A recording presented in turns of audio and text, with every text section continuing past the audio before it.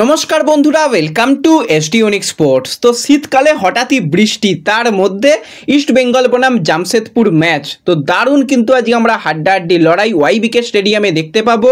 Oscar কিন্তু পরিকল্পনার বেশ কয়েকটা পরিবর্তন করলো এবং আজকের ম্যাচ জেতার জন্য অস্কার নিজের বেস্ট প্লেইং 11 নামাতে চলেছে। সেটা নিয়ে কথা বলার সাথে সাথে মাধি তালালের পরিবর্তক প্লেয়ার হিসাবে কিন্তু একজন সেরা প্লেয়ারকে টার্গেট করেছে ইস্ট বেঙ্গল, সেই আপডেটও শেয়ার করে নেব তোমাদের সঙ্গে এই ভিডিওতে।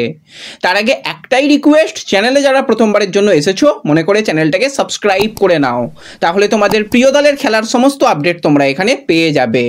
তো ভিডিও শুরু করার আগে আরও একটা কাজ তোমাদের দিয়ে দিই, আজকের ম্যাচের কিন্তু স্কোর লাইন প্রেডিকশান তোমরা করতে পারো। আগের ম্যাচে অনেকে স্কোর লাইন প্রেডিকশান করেছিলে কিন্তু মাত্র একজনের স্কোর লাইন প্রেডিকশান মিলেছিল। তো আশা করি আজকে অনেকের স্কোর লাইন প্রেডিকশান মিলবে, তাই যারা যারা ভিডিও দেখছো অবশ্যই আজকের ম্যাচের কি রেজাল্ট হতে চলেছে কমেন্টে জানিও। এবং ম্যাচ তো ভালো হবে, সেটা সব কিছু ঠিক আছে, কিন্তু যেই ব্যাপারটাকে নিয়ে আমার সবসময় একটা চিন্তা থাকে যে ম্যাচের রেফারি কীরকম হবে। রেফারি যদি আজকে ভালো খেলায়, লাস্ট ম্যাচে রেফারি কিন্তু মোটামুটি ঠিকঠাকই খেলিয়েছিল এবং দলের পারফরমেন্স ভালো হয়েছিল। আজকে যদি রেফারি একদম সঠিকভাবে ম্যাচ পরিচালনা করে তো আশা করি আজকে একটা ভালো রেজাল্ট কিন্তু ইস্টবেঙ্গল করতে পারবে। এবার অস্কার কিন্তু কিছু পরিকল্পনার পরিবর্তন করছে, কারণ আমরা লাস্ট ম্যাচে দেখেছিলাম জিকসান কার্ড সমস্যার কারণে ছিল না, ডিমিকে কিছুটা রেস্ট দেওয়া হয়েছিল, কিন্তু এই ম্যাচে এই দুজন প্লেয়ার ফিরছে এবং এই দুজন প্লেয়ারই কি প্লেয়ার অস্কারের জন্য। অস্কার আগেই জানিয়েছে জিকসান আমাদের জন্য সুপার সাব এবং জিকসানের আলাদা ভূমিকা থাকে এবং ডিমি ফেরা মানে হাতে অ্যাটাকিং অপশান আরও একটা বেড়ে যাওয়া। তো সেক্ষেত্রে কিছুটা হলেও শক্তি বাড়িয়েছে ইস্টবেঙ্গল এবং যারা রয়েছে প্লেয়াররা তারা কিন্তু নিজেদের 100% প্রত্যেকটা প্লেয়ার দেওয়ার চেষ্টা করছে এবং পারফরমেন্সও কিন্তু বেশ কিছুটা ভালো অস্কারের আমলে হচ্ছে। এবং জামশেদপুর তারা তাদের একটা ব্যালেন্স দল নিয়ে নামবে, তারাও কিন্তু অ্যাটাকিং ফুটবল খেলবে, কিছুটা ফিজিক্যাল ফুটবলের উপর তারা নির্ভর করবে এবং অবশ্যই তারা কিন্তু কাউন্টার অ্যাটাকে আসার চেষ্টা করবে এবং সেট পিসে ভালো কিছু করার চেষ্টা করবে, কারণ যেখানে জাভির মতন প্লেয়ার রয়েছে, স্টিফেন এজের মতন প্লেয়ার রয়েছে, তো তারা কিন্তু ভালো খেলার চেষ্টা করবে। এবার অনেকে স্টিফেন এজেকে নিয়ে বলছিলে স্টিফেন এজে নাকি তার 4টে ইয়েলো কার্ড রয়েছে, সে নাকি সাসপেন্ড থাকবে। দেখো তার 4টে ইয়েলো কার্ড অনেক দিন আগে হয়ে গেছে এবং অনেক দিন আগে সে সাসপেন্ড হয়েছিল, তারপরে আবার ফিরে এসেছে। তো তাকে নিয়ে সমস্যা নেই, সে কিন্তু আজকের ম্যাচের জন্য অ্যাভেলেবেল রয়েছে, যেরকমটা আপডেট রয়েছে। তো সে থাকবে, কোনো রকম তাদের পরিকল্পনার পরিবর্তন হবে না, ওই একই রকম ফরমেশনে হবে। মাঝমাঠে সৌরভ থাকবে, রাইট আচিকাওয়া থাকবে। রাইট আচিকাওয়াও কিন্তু লাস্ট ম্যাচে ইস্টবেঙ্গলের বিরুদ্ধে একটা দুরালো শট এবং সেখান থেকে গোল পেয়েছিল, তার দিকেও নজর থাকবে। আজকে মূলত ইস্টবেঙ্গল যেটা করতে চাইবে সেটা হচ্ছে attack is the best defence. এই ফরমেশনে কিন্তু ইস্টবেঙ্গলের আজকে যাওয়া উচিত, কারণ অ্যাটাক করতে হবে, ম্যাচ জিততে হবে, গোল ডিফারেন্স ভালো করতে হবে, তবে কিন্তু টপ 6-এর পরবর্তী সময় গোল ডিফারেন্সের উপরে অনেকটা নির্ভর করবে। তো অবশ্যই সেরকমই কিন্তু চাইবে। কিন্তু আজকে যেটা হতে চলেছে বলে শোনা যাচ্ছে সেটা হচ্ছে কিছু পরিকল্পনার পরিবর্তন। লাস্ট ম্যাচে ডেভিড অন্যতম সেরা player, man of the match হয়েছে, গোল করেছে, চান্স ক্রিয়েট করেছে, এক কথায় আউটস্ট্যান্ডিং প্লেয়ার ছিল। কিন্তু আজকে ডেভিডকে হয়তো আমরা ফার্স্ট 11-এ নাও দেখতে পারি, সেই রকমই কিন্তু একটা জল্পনা তৈরি হয়েছে। তো তাকে হয়তো বাদ রেখেই হয়তো খেলতে নামবে। এছাড়া জিকসান তাকেও হয়তো বেঞ্চ থেকেই শুরু করানো হবে। বাদ বাকি যদি আমরা প্লেইং 11 নিয়ে কথা বলি তো সেক্ষেত্রে গোলকিপার পজিশনে নো ডাউট প্রফসকান সিং গিল খেলবে। এবার গিলকে কিন্তু কিছুটা ভালো করতে হবে। গিলের ফার্স্ট বার একদমই কিন্তু ভালো হচ্ছে না, ওই জায়গাটা গিলকে একটু ঠিক করতে হবে। বাদ বাকি গিল অনেকই ভালো ভালো সেভ দেয়, কিন্তু ওই জায়গাটা একটু মেরামতি করতে হবে। ডিফেন্ডার প্লেয়ার হিসাবে কিন্তু আমরা হিজাজি মাহিরের সঙ্গে হেক্টর ইউজ থেকেই সেন্টার ব্যাকে দেখতে পাবো, সাইড ব্যাকে রাকিব আর লালচোক নুঙ্গা 4 ডিফেন্সে যাবে, নো ডাউট কোনো রকম সমস্যা নেই। এবার যদি আমরা মাঝমাঠ নিয়ে কথা বলি তো মাঝমাঠে কিন্তু কিছু পরিকল্পনার পরিবর্তন হতে চলেছে। তো সেক্ষেত্রে মাঝমাঠে আমরা আনোয়ার আলী এবং সৌভিক চক্রবর্তীকেই দেখবো, কারণ লাস্ট ম্যাচে আনোয়ার মোটামুটি ভালো খেলেছে এবং সেকেন্ড হাফে আনোয়ার কিন্তু লাস্ট ম্যাচে বেশ কিছুটা ভালো খেলেছে। তো সেক্ষেত্রে মাঝমাঠে কোনো রকম পরিবর্তন চাইছে না কোচ, এবং সাইডে যারা উইং ব্যাক হিসাবে খেলবে বা উইঙ্গার হিসাবে খেলবে সেখানে একটা পরিকল্পনার পরিবর্তন হবে। আগের ম্যাচে আমরা দেখেছিলাম নন্দ মহেশ একসাথে শুরু করেছিল, কিন্তু নন্দর একটু ইনজুরি, ফিট রয়েছে, বেঞ্চ থেকেই হয়তো মহেশ শুরু করবে।